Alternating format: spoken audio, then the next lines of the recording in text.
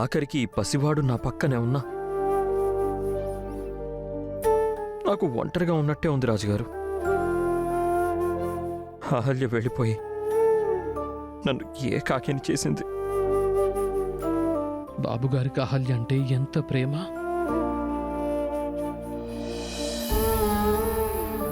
నాతో పాటు ఈ పసిబిడ్డ కూడా ఒంటరి వాడయ్యాడు.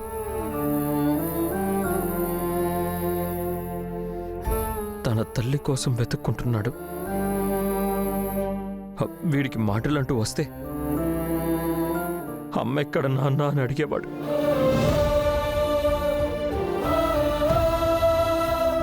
నేను వీడికి ఏం సమాధానం చెప్పను. ఏం చేయాలో నాకు తెలియడం లేదు రాజుగారు. మీ బాధ నాకు అర్థమైంది బాబు. కానీ మీరిలా భోజనం చేయకపోతే మీ ఆరోగ్యం ఎలా చెప్పండి? అహల్య వచ్చే వరకు నాకేం వద్దు రాజుగారు. తను నన్ను విడిచి ఎక్కువ రోజులు ఎక్కడ ఉండదు. నేనెక్కడుందో తెలుసుకుంటాను. ఎలాగైనా సరే తిరిగి ఇంటికి తీసుకొని వస్తాను. మీరు అహల్యను తీసుకొస్తారని నాకు తెలుసు బాబు. అహల్యను వెతకడానికి ఓపిక ఉండాలి కదా. నా మాట విని భోజనం చేయండి బాబు. దయచేసి తినండి. మీరిలా తినకపోతే అహల్య ఎక్కడున్నా బాధపడుతుంది. అహల్య కోసమైనా భోజనం చేయండి. తనుంటే మిమ్మల్ని ఇలా ఆకలితో ఉండనిచ్చేదే కాదు. దయచేసి తినండి బాబు.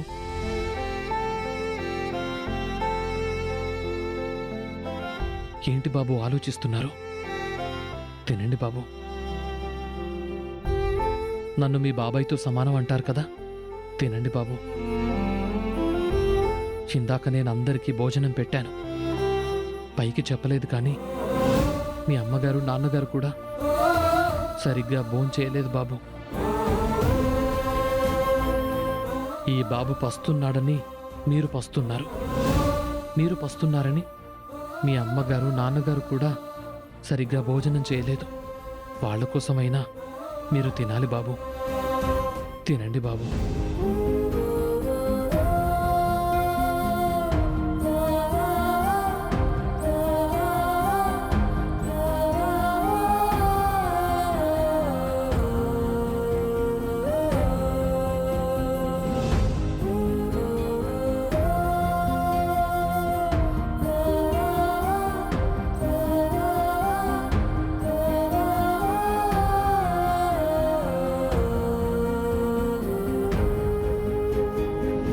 ఇక్కడ నాకు రాజుగారు భోజనం పెట్టారు. అసలు అహల్య గారు ఎక్కడున్నారో, తను తిన్నారో లేరో. ఎవరో ఎవరికి ఎవరో ఏమో ఏమవుతారో, నీతో అక్కడ వరకు నిలిచేదెవరో. ఎవరో ఎవరికి ఎవరో ఏమో ఏమవుతారో, నీతో అక్కడ వరకు నిలిచేదెవరో.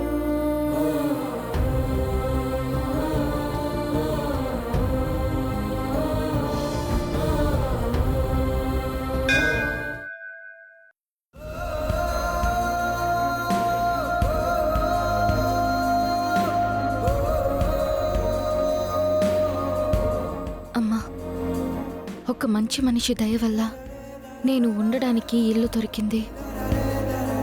ఏ జన్మ రుణమో. ఒక మంచి అన్నయ్య దొరికాడు. పరిస్థితుల కారణంగా నా బిడ్డకి నా భర్తకి నేను దూరమయ్యాను. నా కోసం వాళ్ళు బాధపడకూడదు.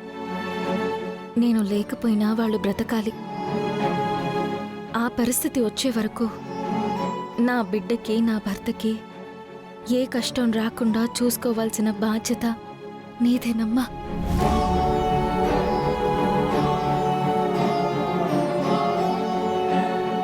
అమ్మా, మొన్న మీ బిడ్డ పేరు మీద అన్నదానం చేయమని చెప్పింది మీరే కదా?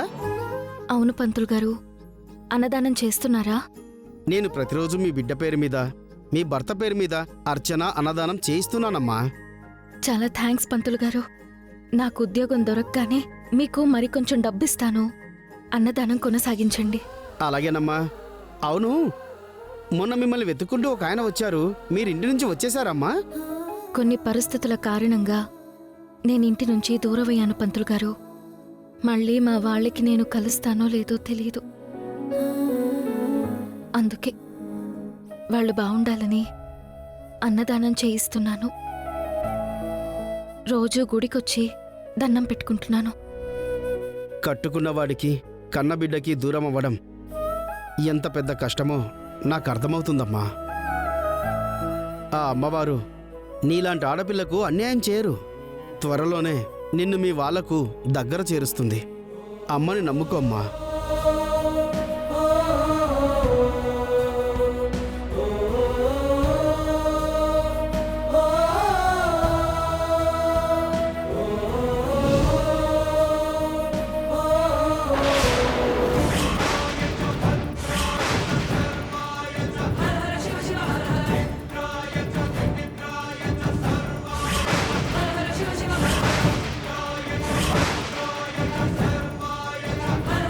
బావున్నారా బామ్మగారు? నువ్వింకా ఇక్కడేం చేస్తున్నావే? నిన్నింటి నుంచి వెళ్ళిపోమ్మని చెప్పాను కదా. ఇంకా ఈ చుట్టుపక్కలే తిరుగుతున్నావా?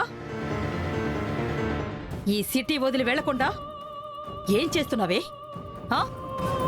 ఇక్కడే తిరుగుతూ నీ కోసం వెతుకుతున్న గౌతమ్ కంటపడి మళ్ళీ మా ఇంటికొద్దావని ఎత్తు వేస్తున్నావా?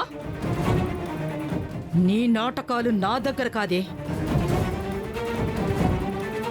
ఎట్టి పరిస్థితుల్లోనూ మళ్ళీ నా ఇంటి దగ్గరకు రాకూడదు.